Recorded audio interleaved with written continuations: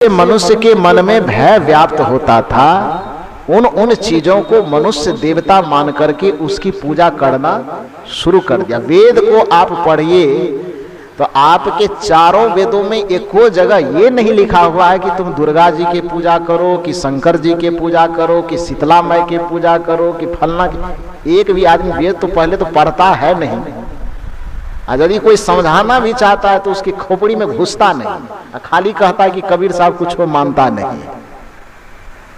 चारों वेद को आप पलट करके देख लो तो एक वेद के एक भी जगह पर आप जितने देवी देवता का नाम जानते हो, मैं आपको कह रहा हूं, आपके किसी भी देवी देवता का जिक्र चारों वेद के अंतर्गत नहीं है। चारों वेदों में बस वृक्ष देवता की पूजा है, बिजली कड़कते देवता की पूजा है, वर्षा वाले देवता की पूजा है, बादल वाले देवता की पूजा है। मंत्र के द्वारा उसका आह्वान किया जाता है कि हे बादल देवता आप हमको क्षति मत पहुंचाइए, आपको हम यज्ञ करके यहाँ से धुआं पहुंचाते रहेंगे, इनकम टैक्स जीएसटी भरते रहेंगे, आप हम पे छापा मत मारिएगा। यही मंत्र पूरे वेद में भरा पड़ा है। फिर आदमी की सोच समझ जैसे जैसे विकसित होती गई, फिर ऋषि को खुद ही मन में लगा, एक पीढ़ी के बाद दूसरी पीढ़ी, दूसरी पीढ़ी के बाद तीसरी पीढ़ी के मन में लगने लगा कि ईश्वर भगवान इस तरह से हम पूजते हैं डर डर करके, ये ईश्वर की सही व्याख्या नहीं है, ये भगवान का सही रूप नहीं है। तब क्या हुआ, वैदिक युग समाप्त हो गया, उसके बाद उपनिषद का युग आया। और याद रखिए कि उपनिषद के युग से ही गुरु परंपरा का युग सच्चे अर्थ में शुरू होता है। और जहां से गुरु परंपरा की बात शुरू होती है तो फिर मंदिर और मस्जिद खत्म हो जाता है। ब्रह्म और ईश्वर को जानने की प्रक्रिया में गुरु जैसे ही शामिल होते हैं, बाहर का सारा चीज छूट जाता है। इसीलिए उस शास्त्र का नाम उपनिषद रखा गया। उपनिषद का अर्थ क्या होता है मालूम है? उपनिषद का क्या अर्थ है? उपनिषद में दो शब्द है, उप और निषद। उप माने क्या होता है? समीप। और निषद माने क्या होता है? बैठना। उपनिषद मतलब समीप में बैठना। किसके समीप में बैठना? अभी आप किसके समीप में बैठे हुए? गुरु के समीप में बैठ करके जो ज्ञान प्राप्त की जाती थी, उसी ज्ञान को उपनिषद का ज्ञान कहा गया। समझ रहे बात को? और जब गुरु के समक्ष बैठ करके लोग ज्ञान लेना शुरू किए तो उस समय से ईश्वर की धारणा से क्या पूछता है, भगवान कहाँ रहता है? पढ़े हैं ना 8वां क्लास में? नचिकेता का संवाद पढ़े हैं 7वां 8वां में? ये नहीं पढ़े हैं? पढ़े हैं। क्या पढ़े हैं? यमराज से नचिकेता जाता है पूछने के लिए, तो यमराज से नचिकेता क्या पूछता है कि भगवान अयोध्या में रहता है वृंदावन में? क्या पूछता है? आत्मा के विषय में पूछता है। ये नचिकेता का संवाद किस चीज का ज्ञान है? उपनिषद का ज्ञान है। ये उपनिषद का काल कब आता है? जब वेद का काल समाप्त हो जाता है और उपनिषद काल आता है। बृहदारण्यक उपनिषद में मैत्रेयी पूछती है याज्ञवल्क्य से, पूछता है ना। ये गुरु और शिष्य की परंपरा है, और वहीं से उपनिषद काल से ही जो गुरु और शिष्य की परंपरा आई कि एक गुरु होता है और एक शिष्य होता है। शिष्य पूछता है और गुरु उसका उत्तर देता है। उपनिषद काल से ही यह परंपरा चलते चलते चलते चलते सनातन धर्म के अभी तक की जो प्रक्रिया है, बस गुरु के माध्यम से ईश्वर को प्राप्त करने की प्रक्रिया वो उपनिषद काल से चलती आई। यही कारण है कि चाहे हम गीता की बात जानते हैं, चाहे हम रामायण की बात जानते हैं, केवल वो गुरु और शिष्य की परंपरा है। आप कहें कैसे? तो मैंने बताया कि उपनिषद के जितने शास्त्रों को आप पढ़िए तो गुरु शिष्य का संवाद है। गीता को पढ़िए, गीता किसका संवाद है? गीता किसका संवाद है? कृष्ण और अर्जुन का। तो कृष्ण कौन है? गुरु। और अर्जुन कौन है? शिष्य। रामचरितमानस पढ़ते हैं आप तो कथा भले ही राम का लिया गया हो, लेकिन वो संवाद केवल उस शिष्य का है। कैसे? तो पूरे रामचरितमानस संवाद का विषय है। किसका संवाद? शिव और पार्वती का संवाद। किसका संवाद? तो याज्ञवल्क्य और भारद्वाज का संवाद। किसका संवाद? तो काकभूषुंडी और, बोलिए न, सब हम ही बोल देंगे तो कैसे होगा? किसका संवाद? काकभूषुंडी और गरुड़ का संवाद। इसमें काकभूषुंडी जी गुरु हैं और गरुड़ जी शिष्य है।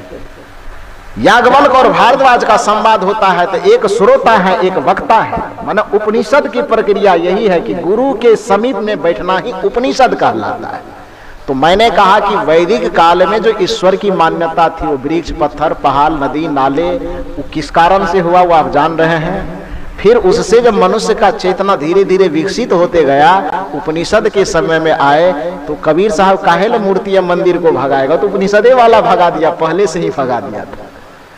लेकिन कुछ लोग थे जो कड़ी ढोने वाले, तो उपनिषद युग में आकर के भी वेद वाला मान्यता को ही ढोते ढोते चल रहा था कि हमारा पूर्वज ऐसा कर रहा था तो हमको भी ये करना चाहिए। लेकिन उपनिषद युग में इतनी क्रांति फैली कि वह क्रांति वैदिक मान्यता को रद्द करके एक नए प्रकार के ईश्वर की परिभाषा दिया, एक नए प्रकार से ईश्वर की पूजा बताया, एक नए प्रकार से ईश्वर के ठहरने का स्थान बताया।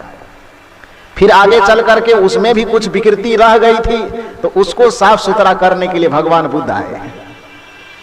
और भगवान बुद्ध तो आकर के पूरे उसको झाड़ झखाड़ के एकदम पूरा तोड़ फोड़ के जो कुछ भी बचा था तो तोड़ फोड़ मरोड़ के सबको इधर उधर झाड़ झखाड़ करके एक ईश्वर का एक नया चिंतन दिया, नया रूप दिया। लेकिन दुर्भाग्य की बात है कि बुद्ध की परंपरा में भी कुछ ऐसी विकृतियां आई। भगवान बुद्ध जब तक जीवित रहे तब तक को ईश्वर की व्याख्या, ईश्वर की पूजा, ईश्वर की साधना अच्छी थी। लेकिन बुद्ध के शरीर छूटने के बाद चेला लोग आया तो थोड़ी मनमानी किया, और उसी चेला की मनमानी करने में साधना में कोई दारू भी घुसा दिया, मांस भी घुसा दिया, और वहां से विस्फोट हुआ। दो प्रकार के उसमें भी मत विभक्त हो गए। भगवान बुद्ध के भी सिद्धांत में दो मत मट गया। एक मत को कहा गया महायान, एक मत को कहा गया हीनयान। महायान की परंपरा में ही सिद्ध की परंपरा चली, आगे में उसी में सहजयान और वज्रयान निकलता है। उसी वज्रयान की परंपरा में नाथ की परंपरा चली, गुरु गोरखनाथ वगैरह वगैरह की परंपरा चली, और उसी सिद्ध परंपरा नाथ परंपरा से सदगुरु कबीर साहब जैसे महापुरुष सूत्र लेकर के और उसी उपनिषद की कड़ी को आगे निकालते हैं। फिर उन्होंने तो पूजा का एक अद्भुत तरीका दिया। मूल रूप से मैंने इस मंच के माध्यम से आज के विषय में कहना चाहा, आज का जो संदर्भ विषय था कि भगवान होता है कि नहीं होता है। तो पहली बात यह मानिए कि यह मंच कह रहा है आपको कि हाँ भगवान होता है। ईश्वर होता है कि नहीं होता है, यदि आपके दिमाग में यह बात बैठी हुई है तो आज सदगुरु कबीर साहब के इस दर्शन को समझने की कोशिश कीजिए कि कबीर साहब कहते हैं कि ईश्वर होता है, परमात्मा होता है। प्रश्न होता है कि यदि होता है तो वो कहां रहते हैं। क्योंकि सगुण वाले भी कहते हैं कि होता है और निर्गुण वाले भी कहते हैं होता है। तो सगुण वाले का कहना होता है कि अयोध्या में राम को मान रहे हैं, तुलसीदास जी तो कहते हैं अयोध्या में होता है। कृष्ण को मान रहे हैं, सूरदास जी तो कहते हैं वृंदावन में होता है। शंकर जी को मान रहे हैं कुछ लोग तो कहते हैं कि काशी में होता है, तो देवघर में होता है। कोई दुर्गा जी को मान रहे हैं तो कहते हैं वैष्णो देवी में होता है। जो जिसको सगुणवाद की थोड़ी कमजोरी यही है कि जो जिसको मानता है बस अपने अपने ईश्वर भगवान की बड़ाई करने में ही सारा जीवन खपा देता है, वो बाहर मानता है।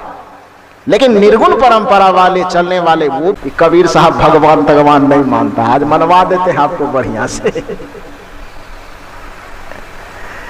श्री राम जी से पूछा जा रहा है कि प्रभु आप ये बताइए कि आपके भक्त लोगों ने, आपके चेले लोगों ने तो बस अयोध्या में, वृंदावन में, मथुरा में, काशी में कैद करके रख दिया है। अब आप मिल गए हैं, आमने सामने हो गए हैं, उसमें भी बरियार सब आदमी होगा पूछने वाला। सब पूछने वाले का नेता विशेषर बाबू होंगे। तो इतना कड़गड़ आदमी जब राम जी को मिल जाए तो राम जी को छटपटाने भी देंगे। श्री राम से पूछे कि आप बताइए कि आपके चेले चपाटी लोगों ने, 1.25 टका दक्षिणा लेकर के पूजा कराने वाले लोगों ने आपको अयोध्या, मथुरा, काशी, वृंदावन, मंदिर इत्यादि में कैद करके रखा है। अब आप मिल गए हैं तो सीधे आप ही से पूछ लेते हैं कि आप कहाँ रहते हैं। मतलब राम कहाँ रहता है, भगवान कहाँ रहता है, ईश्वर परमात्मा कहाँ रहता है। तो पहले किससे पूछना है? राम जी से ही पूछते हैं। राम जी कहते हैं प्रकृति पार प्रभु सब उर्वासी, ब्रह्म निरीह विरज अविनाशी। ये चौपाई हम बनाए हैं क्या? ये चौपाई हम बनाए हैं? रामचरितमानस की चौपाई है। श्री राम जी के मुख से कहवाया जाता है कि परमात्मा यदि होता है तो परमात्मा कहाँ रहते हैं, राम यदि होता है तो राम कहाँ रहते हैं। अब सुनिए राम जी से, पंडित जी रहता तो दक्षिणा लेना है तो बहुत फेरा बांधता, लेकिन संजोग की बात है कि आज पंडित से बीच में मीडिएटर की जरूरत न पड़ी, डायरेक्ट भगवान से ही भेंट हो गई। और भगवान से पूछा जा रहा है कि हमसे तो भेंट हो गई, बाकी जो इतने कुल्हड़िया वाले हैं उसको जो भेंट करवाना है, तो आप ये बताइए कि आपका पता कहाँ है, कहाँ रहते हैं आप? श्री राम जी कहते हैं प्रकृति पार प्रभु सब उर्वासी, ब्रह्म निरीह विरज अविनाशी। अब पूरी चौपाई का थोड़ा सा ऑपरेशन कीजिए। प्रकृति पार, प्रकृति माने ये संसार, और संसार के पार, तो अयोध्या संसार के अंदर है कि संसार के पार में है? सुबह सुबह तो आप लोग के मंत्र में आप लोग गुरु महाराज के मंत्र को जपते हैं कि सब क्षेत्र क्षर अपरा परा, और अक्षर अंदर में कि पार में? सब के पार में, अंधकार के पार में, प्रकाश के पार में, जितना चीज गिनाया जाता है सब चीज के पार में। और उसी चीज को अब गुरु महाराज चूंकि सब चीज के पार में कहते हैं, तो गोस्वामी जी चूंकि वो तो कवि थे, लेखक तो थे नहीं कि उतना लंबा चौड़ा लिखते, कवि थे। और कवि का काम होता है बहुत सारे विस्तार चीजों को थोड़े में समेट करके कह देना। महर्षि में ही बाबा लेखक थे तो इतना लंबा चौड़ा लिख दिए, 1 घंटा सुबह का पाठे करने में लगता है। तो सब क्षेत्र क्षर अपरा परा करते करते माना जो भी चीज गिनाया सब के पार में, इसके पार में, इसके पार में, इसके पार में। गोस्वामी जी सोचे कि तो झंझट हो जाएगा, इतना पार में क्या बताना, एक ही बार में समेट करके कह दिया प्रकृति पार प्रभु सब उर्वासी, ब्रह्म निरीह विरज अविनाशी। अब श्री राम जी के तहत, श्री राम जी के दृष्टिकोण से इस शब्द का विश्लेषण कीजिए कि वो प्रभु, वह परमात्मा, वह ईश्वर कहाँ रहता है? तो प्रकृति के अंदर की प्रकृति के पार, अंदर, प्रकृति के अंदर, प्रकृति के पार। तो यदि प्रकृति के उस पार में रहता है तो आप जितना मंदिर जानते हैं, जितना तीर्थ स्थान, वो प्रकृति के अंदर है कि पार है? अब भगवान कहाँ रहता है? आप लोगों के ऊपर भी कबीरपंथी धारा का इल्जाम लग जाएगा।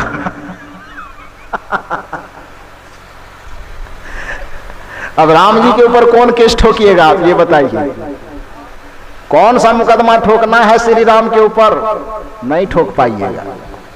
सुनिए बढ़िया से, श्री राम जी कहते हैं प्रकृति पार, प्रकृति के पार में प्रभु रहते हैं। फिर लोगों ने कहा इतना लंबा चौड़ा मत मारिए प्रभु, थोड़ा अस्थाई जगह बताइए। श्री राम जी कहते हैं प्रकृति के पार तो है, लेकिन सब उर्वासी। उर मने, आप लोग बताओ, उर मने बोर के गाछ पे, उर का मतलब केला के गाछ। उर मने क्या होता है? हृदय। प्रकृति पार प्रभु सब उर वासी, ब्रह्म निरीह विरज अविनाशी। राम जी जवाब दे दिए। जो आदमी थोड़ा समझदार थे संतुष्ट तो हुए, लेकिन जो परंपरावादी थे उसका मुंह लटक गया। रामो जी एकदम गड़बड़ा गए। राम जी भी पता नहीं कबीरपंथी का कौन नशा चढ़ गया इसको, अभी कबीर साहब की हवा चल रही है, राम जी भी उस नशा में मात गए। हो राम जी ठीक नहीं बोले, उसको बोलना चाहिए, इधर उधर रहते हैं। लोगों को लगा कि नहीं राम जी वैसे पूर्ण अवतार तो है नहीं, इसलिए दिमाग इसका भी भसिया सकता है। कृष्ण जी को खोजो, चलो पकड़ने के लिए, वो 16 कला से पूर्ण अवतार कहलाते हैं।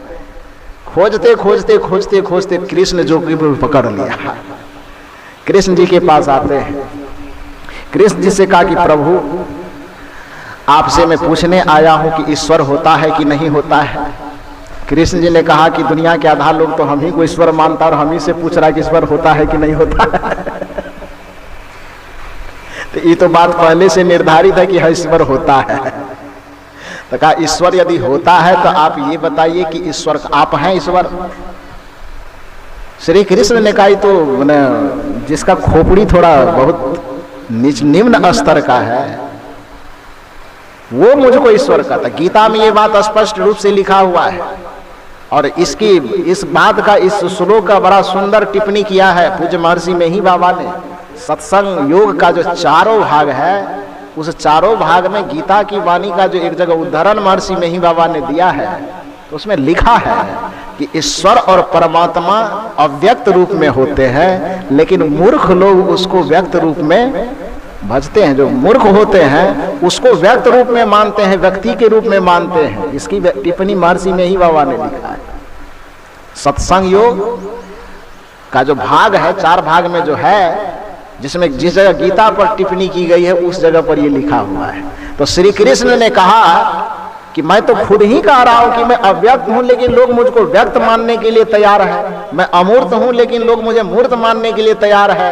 मैं निराकार हूं लेकिन जबरदस्ती लोग मुझे साकार मानने के लिए तैयार है। तो हम क्या करें? ये तो आदमी की मूर्खता है।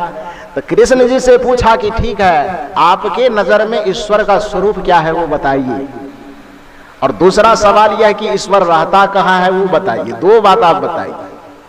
श्री कृष्ण ने कहा कि पहले तो ये बताओ कि ईश्वर क्या है। राम और कृष्ण फलाना चिलाना कुछ ईश्वर मान तो ईश्वर फिश्वर नहीं होता है। ये किसने कहा?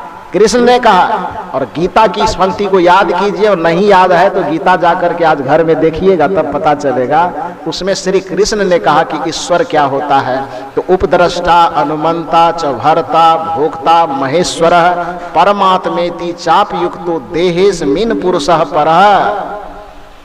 इसका अर्थ श्री कृष्ण गीता में कहते हैं कि जिसे तुम परमात्मा कहते हो उसी परमात्मा को मैं उपद्रष्टा कहता हूँ, अनुमंता कहता हूँ, भर्ता कहता हूँ, भोक्ता कहता हूँ, यहाँ तक कि महेश्वर कहता हूँ। महेश्वर का मतलब महाजोर ईश्वर बराबर महेश्वर। तो महेश्वर ईश्वर से छोटा पद हुआ कि बड़ा पद हुआ? महेश्वर शब्द जो है वो ईश्वर से छोटा हुआ कि बड़ा हुआ? एक कहता है देव और दूसरा कहता है महादेव। तो देव छोटा हुआ कि महादेव छोटा हुआ? देव छोटा हुआ, महादेव बड़ा हुआ। ईश्वर छोटा हुआ और महेश्वर बड़ा हुआ। श्री कृष्ण कहते, शब्द को सुनिए, उपद्रष्टा अनुमंता भर्ता भोक्ता महेश्वर। महेश्वर माने ईश्वरों का भी ईश्वर बराबर महेश्वर। उपद्रष्टा अनुमंता च भर्ता भोक्ता महेश्वर। ईश्वर महेश्वर कहने से भी संतुष्टि नहीं होती है। तो परमात्मेति चाप युक्तो, परमात्मा इति चाप युक्तो बराबर परमात्मेति चाप युक्तो। उपद्रष्टा अनुमंता च भर्ता भोक्ता महेश्वर परमात्मेति चाप युक्तो देहेस्मिन् पुरुषः परः।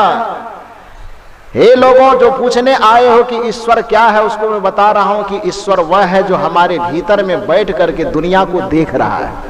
एक दृष्टा मतलब देखने वाला, और उपद्रष्टा मतलब पीछे में बैठ करके देखने वाला। तो देखता कौन है? प्रत्यक्ष रूप में आंख। आंख के माध्यम से पीछे में बैठ करके कौन देख रहा है? वह आत्मा रूपी परमात्मा जो भीतर में बैठा हुआ है। क्योंकि यदि हम यह कह दें कि आंखें देखती है तो आदमी के मर जाने पर तो आंखें रहती है। तो मरा हुआ आदमी संसार को देखता है क्या? मरा हुआ आदमी के पास कान रहता है कि नहीं रहता है? तो संसार के शब्दों को सुनता है। मरे हुए आदमी के पास जीभ रहती है कि नहीं रहती है? संसार के रस को चखता है। मरे हुए आदमी के पास हाथ रहता है कि नहीं रहता है? कोई क्रिया करता है।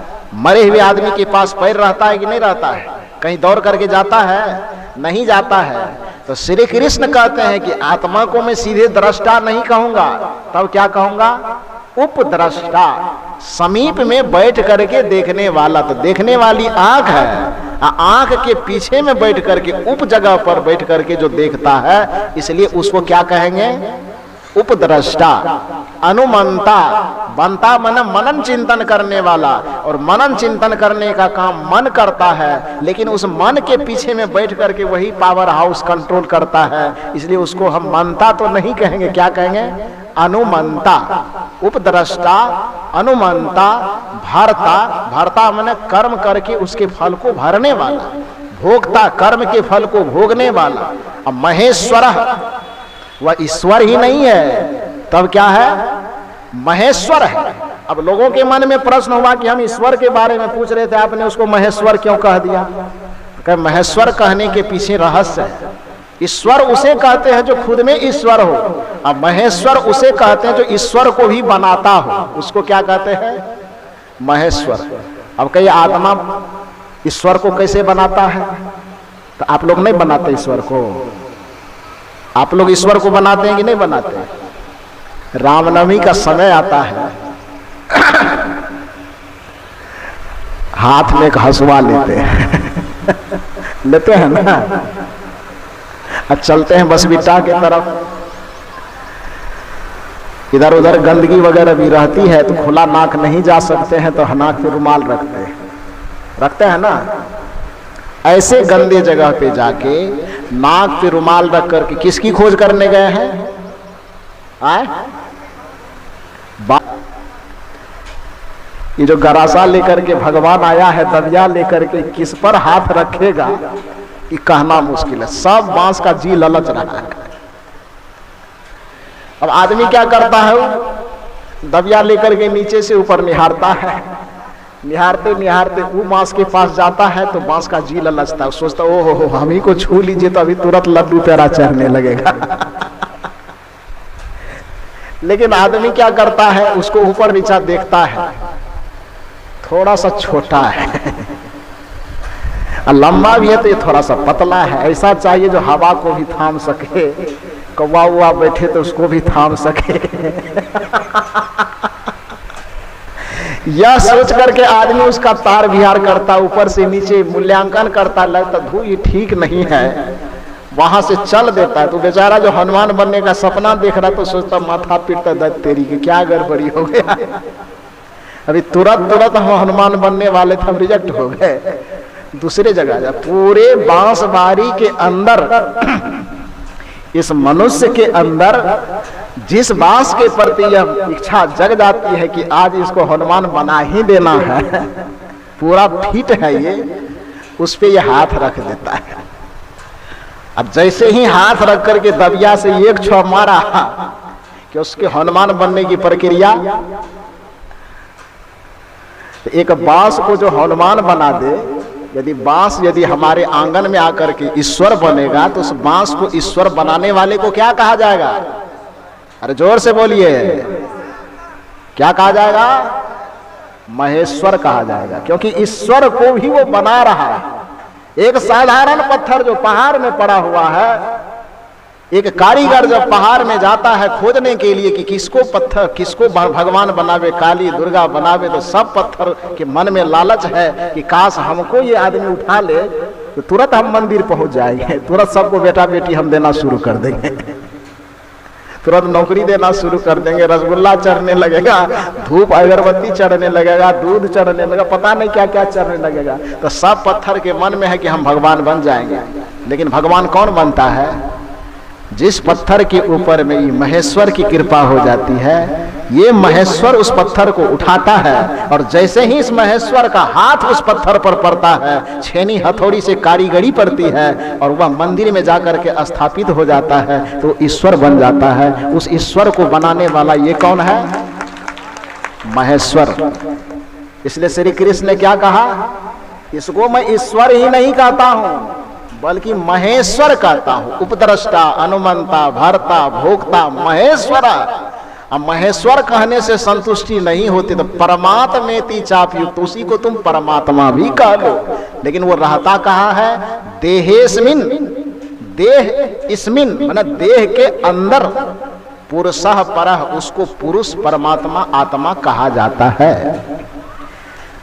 लोगों ने कहा, विश्वेश्वर बाबू ने कहा कि धो इतना लंबा चौड़ा काहे मारते हैं कृष्ण जी? आप हमारा बिरादरी वाला आदमी है, कम से कम हमरे फेवर में तो बोलिए। इतनी लंबी चौड़ी व्याख्या काहे मार रहे हैं? थोड़ा सा हमें बताइए कि ठीक है मान गए कि ईश्वर ये होता है, तब ईश्वर रहता कहाँ है उसको बस 2 लाइन में बताए। राम जी के तरफ प्रकृति पार प्रभु सब उर्वासी, 2 लाइन में जैसे बताया उसी तरह से आप भी मात्र 2 लाइन में समझाइए कि ईश्वर कहाँ रहता है। श्री कृष्ण ने क्या कहा? जब 2 लाइन में समझना चाहते हो तो सुनो, ईश्वर सर्वभूतानाम हृदयेश अर्जुन तिष्ठितः। हे अर्जुन, ईश्वर सर्वभूतानाम, सर्व माने सभी, अब भूतानाम माने जो परेत पकड़ता है, लटकने वाला भूत। भूत का मतलब संस्कृत में प्राणी होता है। जितने जीवन में प्राण का संचार हो रहा है, चाहे चींटी हो, हाथी हो, आदमी हो, घोड़ा हो, कुत्ता हो, गधा हो, जिसके भी अंदर प्राण है, सभी प्राणी को संस्कृत में क्या कहा जाता है? भूत कहा जाता है। तो ईश्वर सर्व भूतानाम,